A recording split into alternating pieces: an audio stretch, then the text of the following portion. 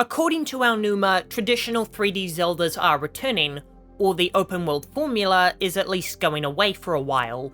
To me, this is a risky move, because I feel like Zelda had already perfected this formula in Wind Waker and Twilight Princess, and that's why Skyward Sword had to be experimental with motion controls.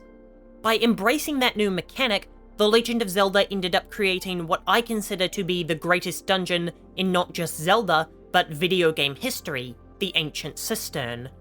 This dungeon is unbelievable because it's a water dungeon, something Zelda really gets right. It does this by cheating, because nothing in the dungeon revolves around swimming or manipulating the currents, meaning the water is only there to set the scene rather than be used as part of the puzzles. I suppose they got all the swimming out of the way during the lead up to the dungeon so that the main attraction didn't have to focus on the much maligned feature. But the cistern is so incredible because of the game design of Skyward Sword as a whole, and that's why it's my favourite traditional Zelda. What separates Zelda from every other Zelda-like clone is its puzzles, specifically the tools it gives you to solve them, that is, the items.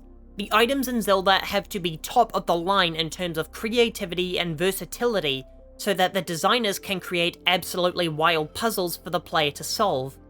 It goes back to Ocarina of Time, when they introduced the mind-boggling items like the hookshot and the hover boots, and they followed that up in Majora's Mask with full-on transformations. As a side note, this is why the Forest Temple isn't my favourite Zelda dungeon. Getting the bow as an item deflated the entire experience for me for what was a fantastic dungeon up to that point. As I said before, it truly felt like Twilight Princess was the culmination of Zelda's items, as there was so many unique items like the ball and chain, double hookshot, and a goddamn Beyblade that it genuinely felt like there was nowhere left for the series to go. This is why Skyward Sword is my favourite traditional Zelda, because I was proved oh so wrong. Nintendo made what I consider the most creative and ambitious Zelda game, and while for some players they failed, I was blown away by the experience. While it's certainly not the best combat in the series, I'd be surprised if people honestly play Zelda for the combat. But the puzzles, and by extension the items, were so imaginative and creative that it completely blew me away. The beetle, the gust bellows, the return of the double hookshot, each item incorporated the controls so that the game could only exist on a machine capable of replicating it with motion controls. This brings us all the way back to the Ancient Cistern and its item, the whip, which is more satisfying to use than any other tool in Zelda history. The sharp crack of the whip feels like the perfect instantaneous release from flicking the Wiimote or Joy-Con.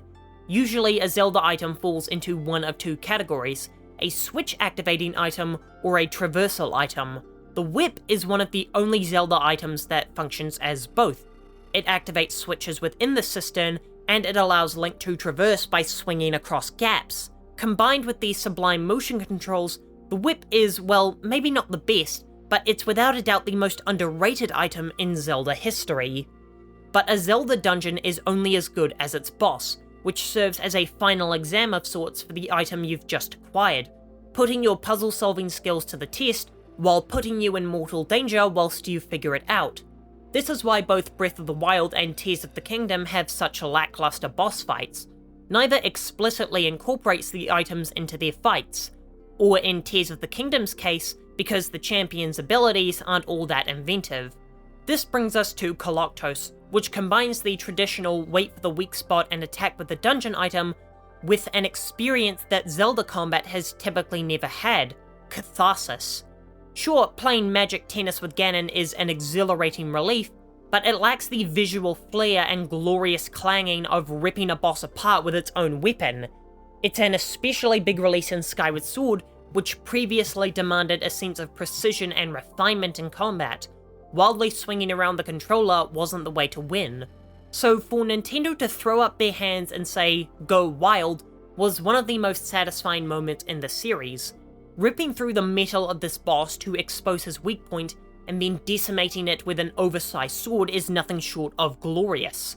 The only thing the Ancient Cistern doesn't get right, or is at least missing, is a good story arc. Some of the best Zelda dungeons contain little mini-stories, like Medley in the Earth Temple, the Yeti from the Snow Peak ruins, or the Divine Beasts.